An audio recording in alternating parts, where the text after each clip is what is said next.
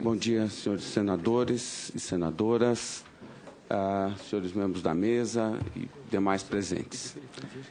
Eu primeiro queria agradecer à senadora Cátia Abreu, que, embora uma vigorosa adversária política do meu pai, o Plínio Arruda Sampaio, teve a paciência de ler o livro que eu escrevi a respeito do Programa Nacional do Livro Didático, no qual eu relato os gravíssimos problemas que eu percebi nele.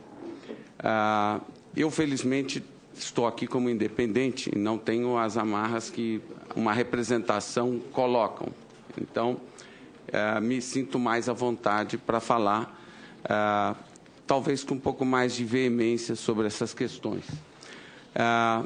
Agradeço muito ao meu presidente, professor Nicola, que me poupou muitas explicações, porque ele fez uma explanação bastante precisa. Eu não tenho nenhuma dúvida de que a etapa de avaliação do livro didático precisa de uma revisão urgente. A bem da verdade, quando eu me propus a escrever esse livro, que foi distribuído a todos os membros da comissão, a todas as universidades públicas do Brasil, né, eu estava respondendo a uma missão que meu pai me deu. Ele me disse claramente: esse programa é de fundamental importância para que o Brasil dê um passo à frente na educação.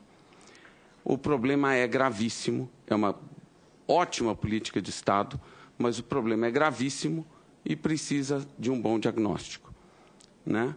E eu resolvi fazer, mesmo sabendo que isso poderia significar o meu suicídio como autor, como de fato se verificou, né? Então, eu peço, pode passar a próxima. O que eu quero que fique bastante claro é, primeiro, que eu considero o PNLD absolutamente essencial para a educação brasileira, né? Que, felizmente, como disse o professor Nicola, o PNLD se consolidou como uma política de Estado, uma boa política de Estado. O PNLD foi aperfeiçoado ao longo do tempo e é hoje um motivo de orgulho nacional pela sua eficiência. A gente consegue fazer chegar em todas as escolas do Brasil, antes do início das aulas, livros didáticos de boa qualidade de material e que passaram por uma revisão acadêmica, né? Essa avaliação que se passa foi um grande avanço. Retirou do livro didático grandes absurdos, né? Então, eu sou um defensor violento da necessidade de uma avaliação do livro didático. Todavia, a gente tem que entender o que este programa significa. Isto aqui são os gastos diretos pelo governo. Isso é do portal da transparência. E, se os senhores olharem, é um programa gigantesco, né? É um programa gigantesco. Envolve interesses enormes e valores altíssimos, né? Aqui ainda falta a editora Scipione, que também faz parte do grupo Ática, que, na verdade, do grupo educacional da Abril, que, de fato, é a primeira colocada entre os fornecedores. Mas a verdade é que se fala muito da Delta, né? Mas o mercado de livros didáticos não chega a ser a Delta, mas é quase. Tá certo? Então, é muito louvável a iniciativa da senadora de trazer essa questão para um debate mais amplo e um debate em que o legislador passa a ter um papel mais ativo. E é indispensável que o legislador tome pé do que está acontecendo. Podemos ir para o próximo. Quais são os problemas na avaliação didática, que eu diria que é o principal calcanhar de Aquiles desse programa? A avaliação didática define quem vende e quem não vende, que ideias chegam aos alunos e que ideias não chegam, que conhecimento chega e aquele que não chega. É um filtro. E o princípio essencial do PNLD é garantir a pluralidade de pensamentos e abordagens pedagógicas. Portanto, o que o professor Nicola disse, que a introdução de elementos que impõem um tipo de modelo de livro didático pelos comitês avaliadores já vai contra o princípio essencial do programa, que é justamente a pluralidade. E o que eu verifiquei é que, quando você não está absolutamente de acordo com aquela determinada linha de abordagem ou de filiação acadêmica, você é excluído. E você é excluído, como não pode ser pela linha pedagógica ou pela abordagem que você dá, eles inventam qualquer desculpa. E quando eu digo inventam mesmo. Como até agora não tinha a possibilidade do autor se defender, a invenção ganhava conotações ridículas. Então, por exemplo, diziam que tinha uma atividade para medir, ver a excentricidade da órbita da Terra. A órbita da Terra é elíptica. Então, tem lá um desenho em escala e pede-se para o aluno medir. Meça o eixo maior, meça o eixo menor. Por quê? Porque, embora elíptica, a órbita da Terra é quase circular. A menos que você pegue uma régua, você jura que aquilo é circular.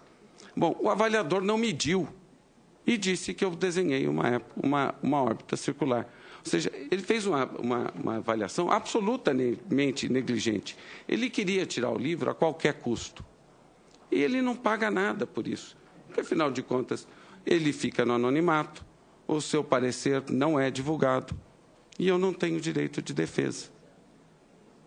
Ou seja, é um processo, do ponto de vista jurídico, completamente legítimo. A questão do anonimato, eu vou discordar do professor Cristóvão, ele está enganado, porque não se trata de um livro de literatura. Qualquer livro didático tem uma iconografia própria. Um dos meus livros tem um gosminha, que dá os recados para os alunos. Qualquer um que leu esse livro vai reconhecer, mesmo que eu tire todos os nomes de editora, de qualquer um. Esse livro vendeu 8 milhões de exemplares. Quem não reconhece o livro não devia estar avaliando, foi o que o professor disse. É impossível. Todo livro didático tem uma assinatura no próprio projeto gráfico, porque o projeto gráfico é parte do livro, não é como num livro de literatura, né? Então, voltando à avaliação pedagógica, ela parte de critérios vagos e confusos. Elas só são precisos quando convém ao avaliador. O critério vago e confuso é vil, porque ele permite que o avaliador avalie da cabeça dele. E um princípio básico de qualquer licitação é que, conforme avança na licitação, menos poder discricionário pode ter o avaliador, o parecerista. Por quê? Porque assim se garante uma avaliação isenta. Os erros em obras aprovadas, isso é uma coisa que pouca gente fala, e eu tenho evitado falar, porque não compete a mim, como autor, julgar a obra dos outros, eu não sou avaliador. Mas existem, sim, muitos erros nas obras avaliadas. Se a obra avaliada tem uma filiação próxima da do avaliador, tudo é desculpado, né? Agora, os erros nos relatórios de reprovação de obras reprovadas, né, é criminoso. Por isso que eu fiz questão no livro de colocar a íntegra. Acho que alguns de vocês conhecem o livro, né? E foi isso a missão que o meu pai pediu. Divulgue, conte para o mundo. Tem aqui a íntegra dos pareceres de avaliação. Não omiti uma palavra, é facsímile. Não tenho nada a esconder sobre o que falaram das minhas obras. Para os senhores terem uma ideia, reprovaram uma obra de alfabetização por textos inadequados na página 1 e no verso da página 1, que é a página 2. Bom, a página 1 e a página 2, que vai para o avaliador, está em branco, por determinação do edital. Como é que pode justificar? É uma confissão de ilegalidade. Além do mais, a página 1 e a página 2 não é o autor nem a editora que define, é o edital que define. Então, ele reprovou o edital. Excluiu o livro citando 20 exemplos, 20 páginas, onde se fazia atividade de cópia, para comprovar que havia excesso de atividade de cópia. É um livro que só faz o aluno copiar. Além de ser falso, porque o livro praticamente não pede cópia, em nenhuma das 20 páginas citadas no relatório tinha sequer lugar para a pessoa escrever. Ou seja, quando eu digo que os erros são enormes mesmo. A inconsistência na avaliação. Uma das minhas obras de ciências é, até hoje, a única obra de ciências avaliada pelo MEC que recebeu recomendação com distinção em toda a história do PNLD. Depois eles aboliram esse tipo de coisa. E, de uma hora para outra, ela passou a ser como se fosse um livro do inferno, né? O livro que aliena as crianças, que é racista, e os termos dos relatórios são agressivos. Nesse relatório dessa coleção, que fazia um trabalho lindo com a cosmogonia Kayapó, cosmogonia Yanomami e a cosmogonia judaico-cristã, mostrando a pluralidade de pensamentos e outras formas de explicar o mundo, não só a científica, eu fui excluído porque eu pus o índio vestido de índio. E diziam que o livro reforçava o caráter exótico dos índios. Bom, chamar índio de exótico é um insulto a essa cultura. Eu trabalhei com índios e seringueiros em Rondônia, no Mato Grosso. Trabalhei com a afirmação de populações tradicionais. É inadmissível tratar índio como exótico. É o avaliador que deu uma frase racista. E eu não tive chance de sequer contestar o que foi dito. O avaliador que é exótico, ele quer o quê? Índio agora é só de gravata e terno? Né? O deputado Juruna não ia gostar muito disso. Exatamente. É inacreditável. Né? Agora, isso foi denunciado. E o resultado é batata. Eu não corrigi as obras de acordo com o relatório. Seria imoral. E, evidentemente, reprovar a obra de novo. Né? Só que quem julgou o recurso, e isso foi publicado ontem, quem julgou o recurso foi a mesma equipe que avaliou. Mas não foi o mesmo avaliador. Bom, eu não sei, porque o coordenador é o único que sabe. Podemos avançar, por favor? Isso aqui podemos superar, isso já foi superado. Isso aqui é só para mostrar a incongruência entre as avaliações. Uma das obras que foi reprovada de alfabetização, né, foi reescrita sem nenhuma alteração naquilo que eles reclamaram. E ela passou. Pelo menos em alfabetização nós não fomos perseguidos. Mas em ciências fomos. Em ciências eu dei o nome das pessoas. Né? Podemos avançar. Eu fiquei tão escandalizado, e eu tenho formação em taxonomia, que eu resolvi fazer uma tipologia dos erros. Né? Aquele erro de citar as páginas é o primeiro. Né? Tem 20 atividades de cópias. Não tinha nenhuma, não tinha nem lugar para escrever. Né? É o erro tipo 1. Erro conceitual do avaliador. Nesse último ano agora, no PNLD 2013, ele diz só assim, a definição de constelação está errada, porque constelação não é uma área do céu definida, não é uma área do céu definida pelos astrônomos. Ora, desde 1927, que a União Internacional de Astronomia decretou, é o órgão que determina a nomenclatura astronômica, diz, está lá, numa resolução internacional, constelação é uma área do céu definida pela União dos Astrônomos. Ou seja, ele não sabe e reprova com base naquilo que ele não sabe. Né? Podemos pular? Porque eu sou prolixo, vocês me desculpem, não tenho o dom da palavra que o meu pai tem de sintetizar tudo. Né? Então, vejam, os problemas da avaliação são essencialmente porque os critérios de avaliação são vagos. Além disso, até hoje, embora seja uma determinação constitucional, o Brasil não determinou quais são os conteúdos mínimos da educação básica. Então, com toda a modernidade que se diz por aí, o fato é que o Brasil ainda tem uma organização curricular da década de 40. A bem da verdade, o único documento que o Critérios de Avaliação de Ciências cita não é um documento oficial, mas é o Manifesto da Nova Educação de 1932. Né? Consequentemente, como os critérios de avaliação são vagos, confusos, dão margem para a manobra dos avaliadores e tendenciam para determinadas linhas pedagógicas, o avaliador pode fazer o que quiser. A outra coisa que é incrível, que também merece a atenção desta comissão, são os casuísmos no PNLD. De repente, inventa-se uma moda. E aí inventa-se uma disciplina. Então, alfabetização agora chama letramento e alfabetização.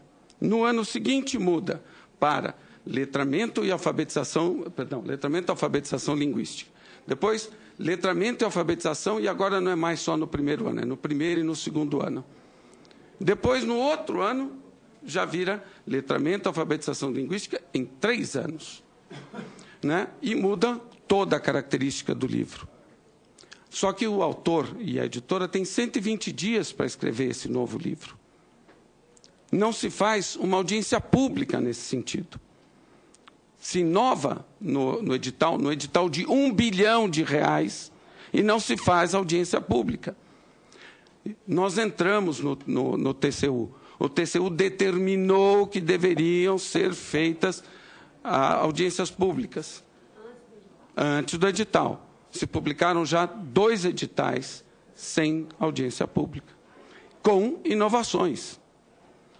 Né? Porque este ano a moda agora foram os objetos educacionais. Os objetos educacionais é mídia eletrônica. Tenho nada contra a mídia eletrônica. Eu acho que pode ser muito útil na educação, mas você não faz em 120 dias, integrado com o livro didático, a menos que alguém tenha, mas eu não sei que alguém que tenha. Então, ou alguém tem, e aí a proposta é ilegítima, ou ninguém tem, e aí a proposta é irresponsável. Eu não consigo achar uma maneira de desculpar essas inovações. Né? Então, podemos... aqui está aqui não existem mecanismos. E aí vem o final. Por que descambou a avaliação que começou com uma coisa tão importante e tão boa? Porque não tem mecanismo externo.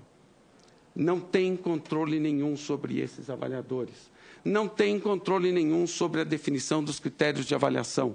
Não tem. Fazem da cabeça deles. Né? Esse é o problema. No próximo, nós temos aqui o acórdão do TCU, mandando realização de audiência pública. Esse acórdão é de 2010. Aí, podemos voltar para lá. Aí, ainda seguindo na missão que o meu pai me deu, eu resolvi estudar. Porque o MEC diz, nós temos avaliadores do mais alto nível. E é verdade, eu não tenho absolutamente nada contra a linha de pesquisa desses avaliadores. Mas eu resolvi descobrir como é possível que uma comissão de avaliação que tem doutores, professores de universidades federais, etc., cometer erros tão primários de análise pedagógica e primários de conteúdo. Então, eu fui atrás do currículo Lattes. Para aqueles que não estão habituados, currículo Lattes é o currículo que o próprio avaliador põe dentro de uma plataforma do CNPq, em que ele conta toda a sua vida. Aí eu fui e descobri a formação em educação desses avaliadores, e em particular em ciências, e também geografia, história e matemática, menos em língua portuguesa, é muito deficiente em educação. Eles desconhecem completamente a situação da rede pública. Eu trouxe aqui, num anexo, o tema das teses de todos os avaliadores de ciências. E posso mostrar. Algumas são muito divertidas. Né? Por exemplo... Presidente, pela ordem, Eu acho que seria importante, professor Francisco, explicar como essa equipe de avaliadores é constituída, por favor. Pois não. A equipe de avaliadores é constituída da seguinte maneira. A SEB tem uma comissão técnica. E é uma pena que eles não estejam aqui hoje, porque eu gostaria que eles me explicassem, né? Mas tem uma comissão técnica. Esses tem um para cada disciplina. Se vocês analisarem a carreira acadêmica desses coordenadores, vocês verão que tem uma meteórica ascensão para a CAPES, para o CNPq e para outros órgãos, né? Aí eles pegam e escolhem uma universidade federal que firma um contrato com o FNDE para fazer essa avaliação de acordo com as orientações da SEB. Esse é um programa necessariamente esquizofrênico. Ele tem um lado operacional muito eficiente, que é o FNDE que toma conta, e o lado didático-pedagógico, que quem cuida é a Secretaria de Educação Básica. O FNDE tem que ser necessariamente assim, né? Muito bem. Então, essa equipe da SEB escolhe a universidade, e essa universidade monta uma equipe com vários pesquisadores de várias outras universidades, né? Então, essa equipe tem um coordenador da SEB e um coordenador nomeado pela universidade. E aí as relações de compadrio são evidentes. Eles chamam de acordo com sua linha de pensamento, né? E chamam seus amigos, né? Isso depois a gente pode... Pois não. Doutor Francisco, não tem nenhuma norma de impugnação do nome no processo? Eu impugnei o coordenador de ciências, porque eu havia citado no livro. E quem decide? É a SEB. É a SEB, né? Eu impugnei... Secretaria de Ensino Básico. A Secretaria de Ensino Básico. Eu impugnei. E, por curioso, veja, o senhor senador, eu impugnei o nome dele ainda antes da etapa de inscrição no PNLD 2013. Né? Muito bem. Como eu estava estudando os currículos Lattes, eu descobri em outubro de 2011, né, que o senhor Nelson Studart tinha colocado no currículo Lattes dele que ele seria o coordenador da avaliação de novo. Ora, mas se tem que ser anonimato, ele ser divulgado depois da avaliação, tudo bem. Antes da avaliação, aí eu notifiquei, e tenho todos esses documentos para mostrar, né? Eu notifiquei que me dissesse, pô, não está na hora de divulgar a equipe. O senhor já é. E ele disse, eu não sei quando ele colocou, eu descobri em outubro, né, que em novembro ele seria. O resultado saiu há um mês atrás, né? Ou seja, só um mês atrás a gente poderia saber que ele era o coordenador, né? Ele foi notificado, ele não respondeu à notificação e foi, de fato, nomeado. Ele tinha razão, ele seria nomeado, como de fato foi, e foi quem assinou o relatório de exclusão daquela minha obra, que é a única até hoje, e 3 vezes aprovadas com recomendação e distinção. Então, isso é que eu quero que se diga, que se veja claro. Podemos continuar, por favor? Eu gostaria... Você está eu só vou mostrar aqui, ó. Embora seja importante. É bem rápido. Ó, a formação básica, isso são os números que a SEB mostra. 86% dos avaliadores têm mestrado, 95% têm doutorado, né? Então, é uma equipe de peso. Podemos passar próximo? Agora, mestrado em educação, 20%. Doutorado em educação, 19%. Experiência em sala de aula, 1 em ensino fundamental. 2 em ensino fundamental 2. E 11 em ensino médio. E essas pessoas que avaliam livros para crianças de 7 anos. O último, por favor. Aí eu descobri o seguinte, não são só os membros das disciplinas normais, eles chamam médicos que não têm absolutamente nenhuma experiência, nem depois, psicólogos, farmacêuticos, agrônomos, dentistas. Eu não entendo, né? A psicóloga, você pode dizer, bom, tudo bem, psicologia, estuda a formação, o desenvolvimento da criança, etc. Tal. Bom, mas essa psicóloga fez um mestrado em comportamento de bionfalária glabrata em gradiente de luz. Ou seja, ela estudou como é que o caramujo que transmite, que é hospedeiro da xistossomose, se comporta com mais ou menos luz. Ele sobe no aquário ou desce no aquário. Gente, se eu for pegar também as teses de educação, né, muitos deles é sobre ensino superior, não tem nada a ver com ensino fundamental. Outros falam sobre a relação do corpo com... É por isso que eu fiquei escandalizado e falei o seguinte, olha, eu agora entendo o que está acontecendo. A verdade, senadores e demais membros, é que é o seguinte, a cada ano, esses coordenadores distribuem em torno de R$10 mil em remuneração por participação na avaliação. Convidam esses mesmos avaliadores a participarem de livros que eles fazem em cima da avaliação. Esses livros não trazem nenhum dado quantitativo, nenhum dado de campo, nenhum dado de eficiência. Eles simplesmente criticam o livro didático. Um cita o outro. Com isso, engorda o currículo Lattes. Cria uma relação de compadrio, em que eles são claramente beneficiários, um trabalho que não tem nenhuma verificação externa, tá certo? No qual eles impõem uma linha didática, uma linha pedagógica, uma linha acadêmica sobre os demais, sem nenhuma consequência. Infelizmente, eu tenho pouco tempo, mas já estou publicando um novo livro, em que esses dados de currículo Lattes, etc., todos serão divulgados, né? Peço desculpas à mesa, aos colegas, a todos, por ter passado muito do tempo. Doutor Francisco Arruda Sampaio, eu penso que o seu depoimento justificou a audiência, não desmerecendo nenhuma das informações, que Vossa Excelência traz, a meu juízo, uma denúncia grave. Grave, porque há uma evidente manipulação desse processo dos pareceristas em relação aos livros didáticos.